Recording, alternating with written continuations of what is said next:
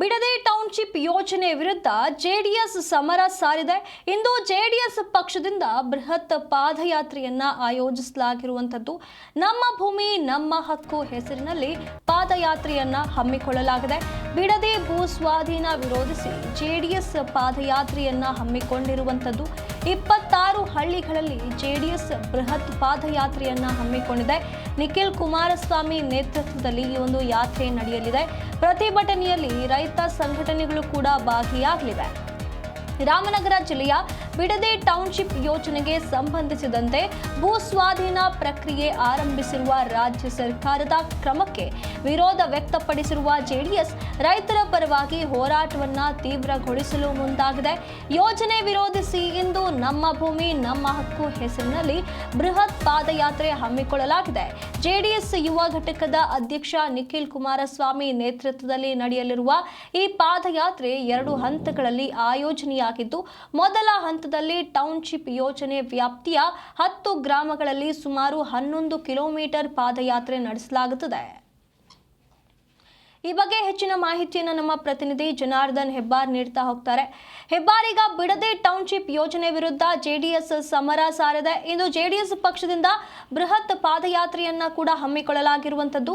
ಹಾಗಾಗಿ ಎಲ್ಲೆಲ್ಲ ಈ ಪಾದಯಾತ್ರೆ ನಡೆಯುತ್ತೆ, ಯಾರೆಲ್ಲ ಭಾಗಿಯಾಗಲಿದ್ದಾರೆ? ಸುನಿಧಿ, ಬಿಡದಿ ಟೌನ್ಶಿಪ್ ವಿಚಾರವಾಗಿ ಪ್ರತಿಭಟನೆಯನ್ನ ಜೆಡಿಎಸ್ ಕೆಲವು ದಿನಗಳಿಂದ ಮಾಡ್ತಾ ಇದೆ. ರೈತರ ಪರವಾಗಿ ನಿಂತಿದೆ.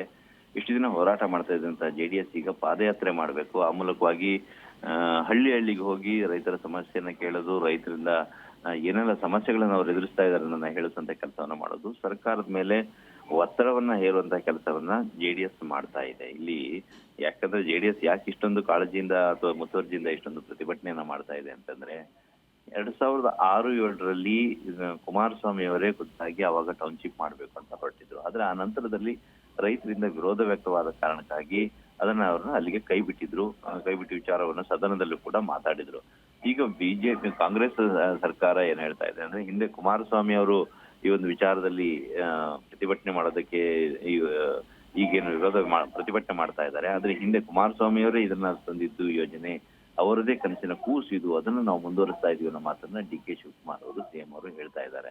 ಸೊ ಜನರಿಗೆ ಇದರಲ್ಲಿ ಗೊಂದಲ ಇರಬಾರದು, ಜೆಡಿಎಸ್ ಈ ವಿಚಾರವನ್ನ ಕೈಬಿಟ್ಟಿತ್ತು ಹಿಂದೆ ಅನ್ನೋದನ್ನ ಜನತೆಗೆ ತಿಳಿಸೋದ್ರ ಜೊತೆಯಲ್ಲಿ ಈಗ ಈ ಯೋಜನೆಯನ್ನು ಯಾವುದೇ ಕಾರಣಕ್ಕೂ ಸಹಿತ ಜಾರಿ ಮಾಡಬಾರದು ಅನ್ನೋ ಆಗ್ರಹವನ್ನ ಜೆಡಿಎಸ್ ಮಾಡ್ತಾ ಇದೆ. ಆ ಹಿನ್ನೆಲೆಯಲ್ಲಿ ಇವತ್ತು ಪ್ರತಿಭಟನೆಯನ್ನ ಮಾಡ್ತಾ ಇದೆ. ಪ್ರತಿಭಟನೆ ಪಾದಯಾತ್ರೆಯನ್ನ ಮಾಡೋದು ಸುಮಾರು ಒಂದು 11 ಕಿಲೋಮೀಟರ್ಗಳ ದೂರ, ಒಂದು 11 ಹಳ್ಳಿ ಸುತ್ತಮುತ್ತ ಓಡಾಡಿ ಬಿಡದಿಯಲ್ಲಿ ಎಲ್ಲಾ ಕಡೆ ಯಾವ್ಯಾವ ಏರಿಯಾವನ್ನ ಇವರು ಕಬ್ಜೆ ಮಾಡ್ಕೋಬೇಕು ಅಥವಾ ವಶಪಡಿಸ್ಕೋಬೇಕು ಅಂತ ಹೊರಟಿದ್ದಾರೆ, ಆ ಪ್ರದೇಶದಲ್ಲಿಯೇ ಪ್ರತಿಭಟನೆಯನ್ನ ಮಾಡಿ ರೈತರೊಟ್ಟಿಗೆ ನಾವಿದ್ದೀವಿ ಅನ್ನುವಂತ ಒಂದು ಸಂದೇಶವನ್ನ ಇವರು ಸಾರಬೇಕಾಗಿದೆ. ಆ ಕಾರಣಕ್ಕಾಗಿ ನಿಖಿಲ್ ಕುಮಾರಸ್ವಾಮಿ ಅವರ ನೇತೃತ್ವದಲ್ಲಿ ಪ್ರತಿಭಟನೆಯನ್ನ ಮಾಡ್ಲಿಕ್ಕೆ ಹೊರಟಿದ್ದಾರೆ.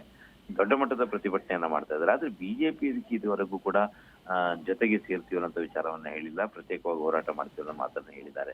ಆದ್ರೆ ಜೆಡಿಎಸ್ ಮಾತ್ರ ಈ ವಿಚಾರದಲ್ಲಿ ಅತ್ಯಂತ ಅಗ್ರೆಸಿವ್ ಆಗಿ ಹೋಗ್ತಾ ಇದೆ. ಸರ್ಕಾರ ಯಾವುದೇ ಕಾರಣಕ್ಕೂ ಯೋಜನೆಯನ್ನ ಮಾಡಬಾರದು, ಅಲ್ಲಿಯವರೆಗೂ ಸಹಿತ ಹೋರಾಟ ಮಾಡಬೇಕು ಅಂತ ಪ್ಲಾನ್ ಅನ್ನ ಮಾಡ್ಕೊಂಡಿದೆ. ಕುಮಾರಸ್ವಾಮಿ ಅವರು ಮೊನ್ನೆ ಮಾತಾಡ್ತಾ ಕೂಡ ಹೇಳಿದ್ರು, ಕೇವಲ ಇದು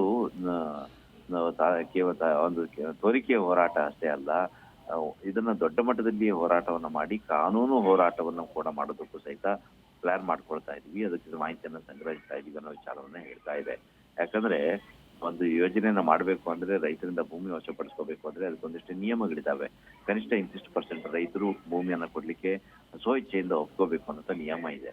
ಅಲ್ಲಿ 70%ಗಿಂತ ಕಡಿಮೆ ಜನ ಇದಕ್ಕೆ ಭೂಮಿ ಕೊಡ್ಲಿಕ್ಕೆ ಮುಂದಾಗ್ತಾ ಇದ್ದಾರೆ ಅಂತ ಆದ್ರೆ, ಅಥವಾ 70% ಜನರಷ್ಟು ರೈತರು ವಿರೋಧ ವ್ಯಕ್ತಪಡಿಸ್ತಾ ಇದ್ದಾರೆ ಅಂದ್ರೆ, ಆ ರೀತಿಯಲ್ಲಿ ಭೂಮಿ ವಶಪಡಿಸ್ಕೊಳ್ಳಿಕ್ಕೆ ಸಾಧ್ಯ ಇಲ್ಲ. ಆ ಕಾರಣಕ್ಕಾಗಿ ಈ ಒಂದು ವಿಚಾರದಲ್ಲಿ ದೊಡ್ಡ ಮಟ್ಟದಲ್ಲಿ ಹೋರಾಟವನ್ನ ಮಾಡಬೇಕು, ಕಾನೂನು ಸಮರವನ್ನ ಸಾರಬೇಕು ಅಂತ ಹೇಳಿ ಪ್ಲಾನ್ ಅನ್ನ ಮಾಡ್ಕೊಂಡಿದೆ. ಇವತ್ತು ಪಾದಯಾತ್ರೆಯನ್ನ ಮಾಡ್ತಾರೆ. ಪಾದಯಾತ್ರೆಯನ್ನ ಮಾಡಿ ಎಲ್ಲಾ ಹಳ್ಳಿಗಳಲ್ಲೂ ಸಹಿತ ಓಡಾಡಿ ರೈತರಿಗೆ ಬೆಂಬಲವನ್ನ ಸೂಚಿಸಿ ಸರ್ಕಾರದ ತಕ್ಷಣದ ಈ ಯೋಜನೆಯನ್ನ ವಾಪಸ್ ತಗೋಬೇಕು ಅಂತ ಹೇಳಿ ಆಗ್ರಹಿಸಿ ಮೆರವಣಿಗೆಯನ್ನ ಮಾಡ್ತಾರೆ, ಪಾದಯಾತ್ರೆಯನ್ನ ಮಾಡ್ತಾರೆ. ಪಾದಯಾತ್ರೆಯ ಬಳಿಕ ಬಹುಶಃ ಒಂದಷ್ಟು ಹೇಳಿಕೆಯನ್ನು ಕೊಡಬಹುದು. ಕಾನೂನು ಹೋರಾಟವನ್ನು ಯಾವ ರೀತಿ ಮಾಡಬೇಕು ಅದಕ್ಕೂ ಕೂಡ ಸಿದ್ಧತೆಯನ್ನು ಮಾಡ್ಕೊಳ್ತಾ ಇದ್ದೀವಿ ಅನ್ನೋ ವಿಚಾರವನ್ನ ಈ ಸಂದರ್ಭದಲ್ಲಿ ಪ್ರಸ್ತಾಪ ಮಾಡಬಹುದು. ಇವತ್ತು ಆರಂಭ ಆಗತ್ತೆ, ಬೆಳಿಗ್ಗೆ ಒಂದು 10:30-11 ಗಂಟೆ ಅಷ್ಟೊತ್ತಿಗೆ ಮೆರವಣಿಗೆ ಶುರು ಆಗುತ್ತೆ.